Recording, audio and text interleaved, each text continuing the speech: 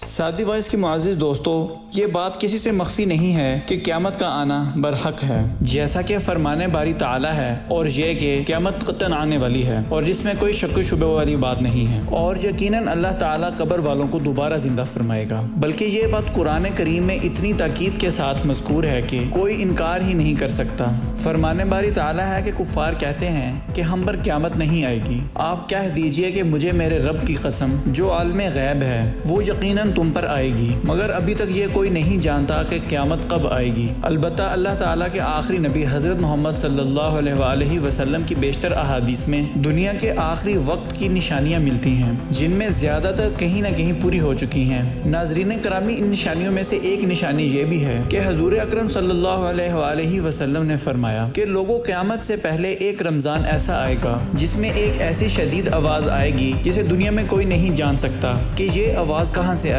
آپ صلی اللہ علیہ وآلہ وسلم نے فرمایا کہ رمضان میں ایسی آواز سنائی دے جس کا پتہ نہ لگایا جا سکے تو پھر ایک سال کا رزق اپنے گھر میں سمیٹ کر رکھ لینا، کیونکہ اس کے بعد آفتیں ٹوٹیں گی۔ کتاب الفتن میں خالد بن مدان سے روایت ہے کہ جب تم مشرق کی طرف سے آگ کا ستون دیکھو تو کھانے پینے کی چیزیں رکھ لینا، کیونکہ وہ قحط اور بھوک کا سال ہوگا۔ اسی طرح کتاب الفتن میں ایک اور روایت بھی ملتی ہے جس کے مطابق عن قریب آسمان سے ایک آگ کا ستون نمودار ہوگا جو مشرق سے نکلے گا، اور یہ ایک نشانی ہوگی جسے تمام زمین والے دیکھیں گے۔ بس اس کو جو بھی پائے وہ اپنے اہل خانہ کے لیے ایک سال کی خوراک تیار کر لے۔ اس کے علاوہ اسی طرح کی ایک روایت میں رمضان کا ذکر ہے کہ کسی رمضان میں آسمان سے ایک خوفناک آواز آئے گی جو بڑے فتنوں کی نقیل ہوگی، اور پھر اس کے کچھ عرصے بعد ہی امام مہدی کا ظہور ہو جائے گا۔ دوستو، اب اگر شام اور لبنان کے حالات وغیرہ کو دیکھا جائے تو وہاں حالات اس قدر خراب ہو چکے ہیں کہ ہر روز دھماکوں کی آوازیں سنائی دیتی ہیں اور پوری دنیا اس منظر کو آنکھوں سے دیکھتی ہے۔ لہٰذا علماء کے مطابق ان حالات کو دیکھتے ہوئے بالکل بھی یہ کہنا غلط نہیں ہوگا کہ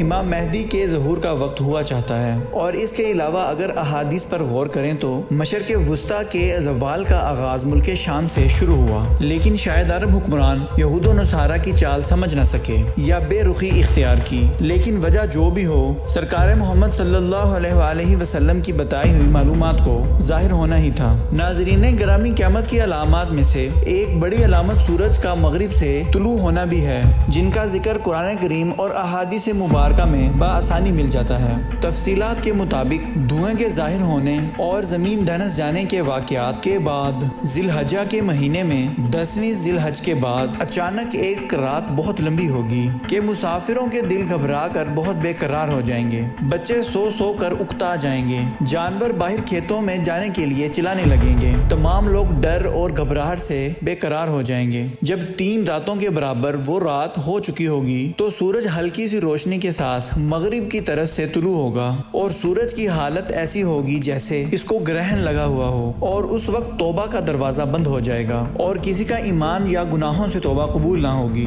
جبکہ سورج آہستہ آہستہ اونچا ہوتا جائے گا، اور جب اتنا اونچا ہو جائے گا کہ جتنا دوپہر سے کچھ پہلے ہوتا ہے تو واپس پھر مغرب کی طرف غروب ہونا شروع ہو جائے گا، اور معمول کے مطابق غروب ہو جائے گا، اور پھر حسب معمول طلوع و غروب ہوتا رہے گا۔ مغرب سے سورج طلوع ہونے کے واقعے کے 120 سال بعد قیامت کے لیے سور پھونکا جائے گا۔ دوستو، اس کے علاوہ احادیث میں ایک دھوئیں کا ذکر بھی ملتا ہے جو قیامت کے قریب پر اسرار طور پر آسمان پر چھا جائے گا۔ محدثین نے اس حدیث کی وضاحت میں تحریر فرمایا ہے کہ قیامت کے قریب ایک دن کہیں سے دھواں نکلے گا، اور وہ دھواں بڑھتے بڑھتے مشرق سے مغرب تک اور شمال سے جنوب تک آسمان کو اپنی لپیٹ میں لے لے گا، اور مسلسل 40 دن تک برقرار رہے گا۔ ظاہر ہے کہ جس کی وجہ سے لوگ سخت پریشان ہو جائیں گے، کیونکہ گھر میں اگر کسی چولہے پر روٹیاں یا سالن پک رہا ہو تو وہاں سے نکلنے والا معمولی دھواں لوگوں کے لیے ناقابل برداشت ہوتا ہے، مگر یہ تو ایسا دھواں نکلے گا جو پورے عالم کو اپنی لپیٹ میں لے لے گا۔ لیکن اس سے زیادہ تعجب کی بات تو یہ ہے کہ مسلمان اس دھوئیں کی وجہ سے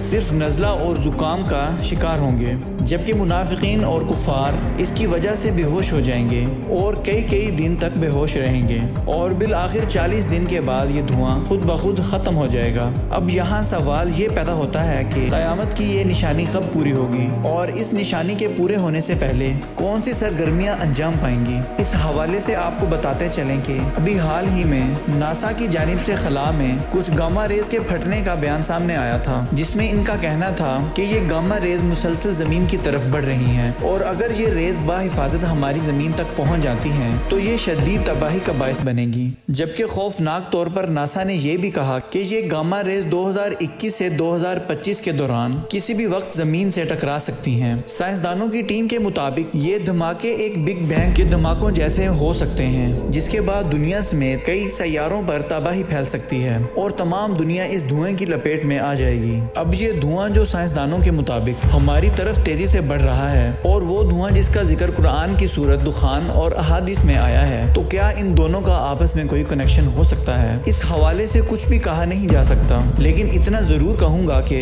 بے شک ہمارا ایمان ہے کہ جس طرح اللہ تعالیٰ نے یہ کائنات تخلیق فرمائی، اسی طرح یہ کائنات ایک دن ختم بھی ہو جائے گی، جس کے خاتمے کی وجوہات کا ذکر ہمیں قرآن کریم میں ملتا ہے، جس میں زلزلہ، شدید آگ اور دھوئیں کا ذکر بھی ہے، اور قرآن میں اس دھوئیں کو الدخان کہا گیا ہے، جو قیامت سے پہلے دنیا کو اپنی لپیٹ میں لے لے گا، جیسا کہ ویڈیو میں ہم پہلے بتا چکے ہیں۔ دوستو یاد رہے کہ ان گاما ریز کا ذکر 2017 میں بھی سننے کو ملا تھا، لیکن بعد میں ناسا کی جانب سے یہ کہا گیا تھا کہ ان گاما ریز سے ہمیں کوئی خطرہ نہیں ہے، کیونکہ ان کا رخ ہماری زمین کے جانب نہیں ہے۔ لیکن مثال کے طور پر یہ ریز ہماری دنیا تک پہنچ جاتی ہیں تو تب دنیا میں ہر چیز فنا ہو جائے گی، اور آج تک سائنسدانوں کے پاس ایسی ٹیکنالوجی نہیں ہے جس کے ذریعے دنیا کو اس بڑی تباہی سے بچایا جا سکے۔ واضح رہے کہ سائنسدانوں کے مطابق سورج سے نکلنے والی گاما ریز جب زمین کے ماحول میں پہنچتی ہیں تو یہ انتہائی تیز روشنی کی صورت میں ہوتی ہیں، جسے ایک انسانی آنکھ کبھی برداشت نہیں کر سکتی، لیکن زمین کا ماحول انہیں اپنے اندر جذب کر لیتا ہے، جس کی وجہ سے ہماری آنکھیں اس روشنی کو دیکھ پاتی ہیں۔ لیکن سائنسدانوں کے مطابق جب یہ ریز ہماری زمین تک پہنچ جائیں گی تو زمین کا ماحول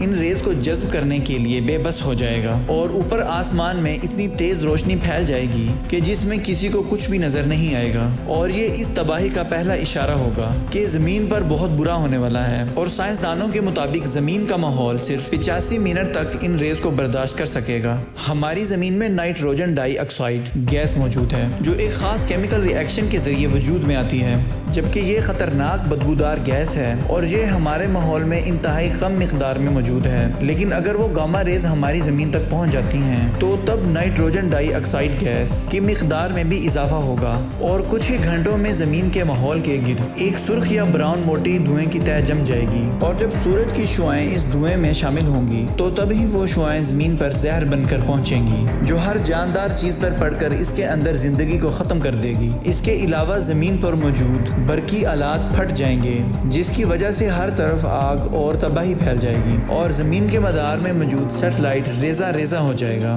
اور پھر زمین میں ہمیشہ کے لیے تاریکی چھا جائے گی۔ جی تو پیارے ساتھیوں، یہ ہے ہماری آج کی ویڈیو کیسی لگی کمنٹ کر کے ہمیں ضرور بتائیے گا، اور اگر ویڈیو اچھی لگے تو اسے لائک کرتے ہوئے اپنے دیگر دوستوں کے ساتھ ضرور شیئر کیجیے گا۔ انشاءاللہ آپ سے ملاقات ہوتی ہے اگلی ویڈیو میں، تب تک اپنا اور اپنے پیاروں کا اور ارد گرد کے لوگوں کا ڈھیر سارا خیال رکھیے گا۔ اللہ نگہبان۔